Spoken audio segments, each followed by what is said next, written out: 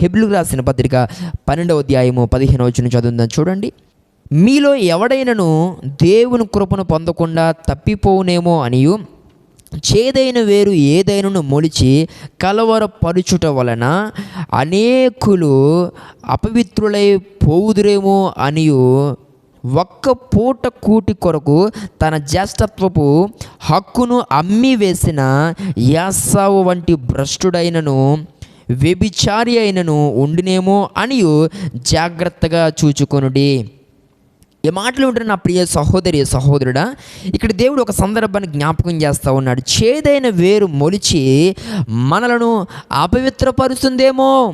ఒకసారి మిమ్మల్ని మీరు పరిశీలన చేసుకోండి.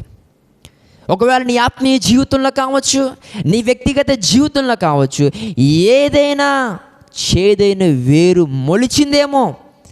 ఆ వేరు కాస్త పరిపక్వత చెందుతూ నీ ఆత్మీయ జీవితాన్ని, మధురముగా ఉన్నటువంటి జీవితాన్ని, అనేకులకు ఉపయోగకరంగా, మాదిరికరంగా, దీవెనకరంగా, ఆశీర్వాదకరంగా ఉన్నటువంటి నీ జీవితాన్ని నిరుపయోగంగా మార్చడానికి నీ జీవితంలో ఏదైనా చేదైన వేరు మొలిచిందా?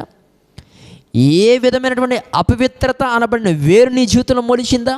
ఒకవేళ పాపము అనబడినటువంటి వేరు నీ జీవితంలో మొలిచిందా? లోక తలంపులు అనబడినటువంటి చేదైన వేరు నీలో మొలిచిందా? అపవిత్రమైనటువంటి ఆలోచనలు అనబడినటువంటి చేదైన వేరు నీలో మొలిచిందా? చెడ్డ తలంపులు అనబడిన వేరు నీలో మొలిచిందా? ఈరోజు ఒకవేళ నీ జీవితంలో మొలిచాయేమో, ఒకసారి నువ్వు పరిశీలన చేసుకోకూడదా?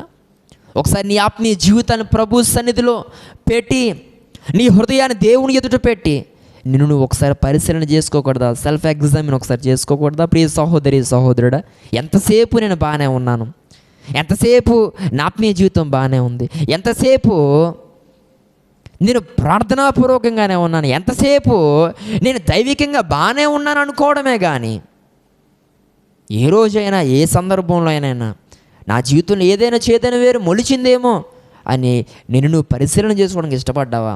ఎదుటివారి జీవితంలో చేదైన వేర్లు మొలిచాయో లేదో చూడడం కాదు, నీ జీవితంలో ఆల్రెడీ ప్రారంభమయ్యే వేరులు, నీ జీవితంలో మొదలయ్యాయి ఆల్రెడీ పాపపు పిలకలు. వాటిని కట్ చేయ ప్రియ సహోదరి సహోదరుడా, లేకపోతే అవి ఎదిగి నిన్ను అణిచేటువంటి అవకాశాలు ఉన్నాయని నీకు తెలుసా?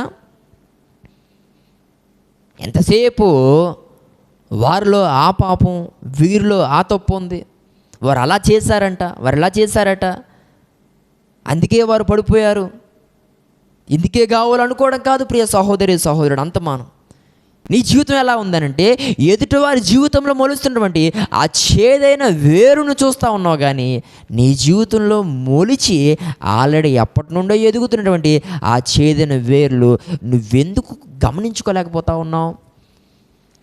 ఈరోజైనా అయ్యా, నా జీవితంలో పాపం అనే వేరు చిన్నగా మొలవటం ప్రారంభిస్తుందయ్యా, అది పరిపక్వతలోనికి రావడానికి వీలు లేదు,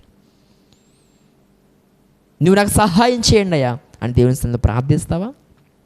చేదైన వేరు మొలిచిందేమో ఒకసారి ఆలోచించి. యాసావు జీవితంలో చేదైన వేరు మొలిచింది. ఒక్క పూట కూటు కొరకు, ఒక ఎర్రని కూర కొరకు తన జ్యేష్ఠత్వపు హక్కును అమ్మేసుకున్నాడు. అతని బైబిలు ఏమంటుందో తెలుసా?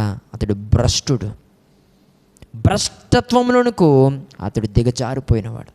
ఈ మాటలు వింటున్న నా ప్రియ సహోదరి సహోదరుడా, జాగ్రత్త. దురాశలు అనేవి ఈరోజు నీ జీవితంలో చిన్నగా ప్రారంభమవుతూ ఉన్నాయి. లోక తలంపులు అనేవి నీలో చిన్నగా ప్రారంభమవుతూ ఉన్నాయి. అది నీ జీవితానికి ఎంతో నాశనాన్ని తీసుకొస్తాయని దేవుని యొక్క సేవకునిగా నేను తెలియజేస్తూ ఉన్నాను. దురాశ అనేది గర్భము ధరించి పాపమును కంటదట. ఆ పాపం పరిపక్వత చెంది మనిషికి ఏం తీసుకొచ్చింది? మరణాన్ని తీసుకొచ్చిందని యాకోబు తన పత్రికలో 1వ అధ్యాయంలో మనతో మాట్లాడుతూ ఉంటాడు. దురాశ అనేది గర్భము ధరించి పాపాన్ని కంటుంది. అంటే మనము ఆలోచించేటువంటి ఆ దురాశలు అనేవి నిన్ను పాపపు మార్గంలోనికి తీసుకువెళ్తూ ఉన్నాయి. జాగ్రత్త. ఇవన్నీ కూడా ఏంటో తెలుసా? చేదైన వేరు. ఈ యొక్క ప్రత్యేకమైన సమయంలో దేవుడు నీతో సుటుగా మాట్లాడుతూ ఉన్నాడు.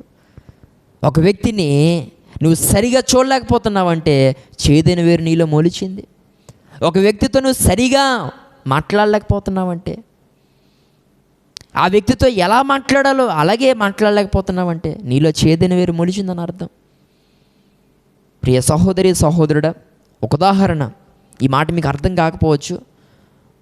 ఒక సందర్భంలో నీవు ఒక సహోదరితో, చెల్లితో నువ్వు మాట్లాడుతున్నప్పుడు, చెల్లితో మాట్లాడాల్సిన మాటలు నువ్వు మాట్లాడట్లేదనంటే, చెల్లితో ఎలా మాట్లాడతారో అలా నువ్వు మాట్లాడట్లేదు అనంటే, మరొక విధానంలోని మాటలు ఉన్నాయనంటే నీ జీవితంలో ఆ విషయంలో చేదైన వేరు మొలిచిందని నేను అర్థం చేసుకోవాలి. ఈ మాటలుంటే నా ప్రియ సహోదరి సహోదరుడా, ఏం ఆలోచించాలో ఏం ఆలోచించకూడదో నీకు తెలుసు. ఇప్పుడు నీవు ఒక నలుగురు మధ్యలో ఉన్నాం, అక్కడ నీకు ఫోన్ కాల్ వచ్చింది.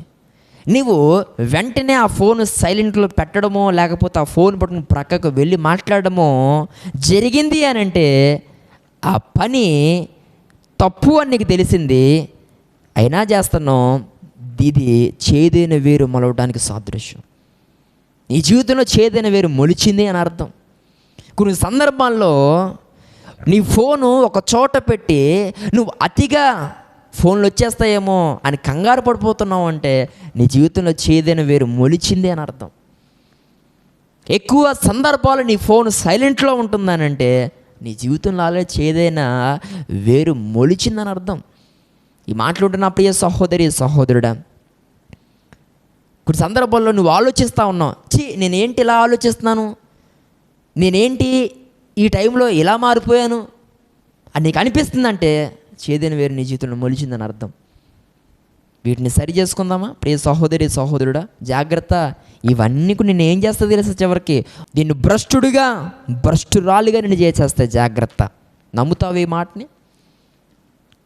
ఇలాంటి పరిస్థితి నువ్వు ఫేస్ చేయక ముందే వాక్యానికి లోబడి రా, మరలా మారు మనసు అనుభవానికి నువ్వు మరలా తిరిగి రా, మరలా మార్పు చెందడానికి నువ్వు ఇష్టపడు, చేదైన వేరుని హృదయంలోనికి నువ్వు తొలగించడానికి ఇష్టపడు. దేవుడిని అడిగినా నీకు సహాయం చేయడానికి ఆయన సిద్ధంగా ఉన్నాడు.